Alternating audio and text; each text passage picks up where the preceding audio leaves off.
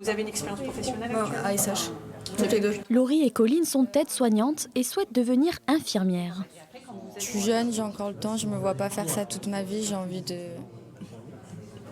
changer, voilà. Au pire, si ça se passe mal dans l'établissement que je vais trouver autre part. Ils en cherchent tellement. Parmi les futurs soignants, il y a aussi des lycéens presque bacheliers pour qui la passion du métier dépasse la crainte des conditions tendues de travail.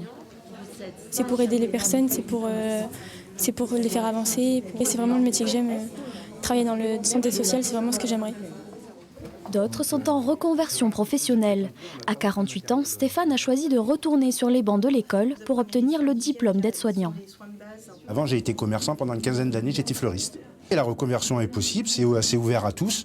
Après, c'est une question de se connaître soi. Est-ce qu'on est capable de faire des toilettes, d'occuper de jeunes personnes ou de personnes âgées? Cette journée était l'occasion pour l'Institut de formation des métiers de la santé de Guéret de susciter des vocations. C'est toujours des métiers qui, en tout cas, sont gage de reconnaissance et de valeurs positives. Je pense que c'est ce qui est vraiment important. C'est vrai qu'effectivement, on ressent qu'il y a c'est des métiers en tension, on ne se le cache pas.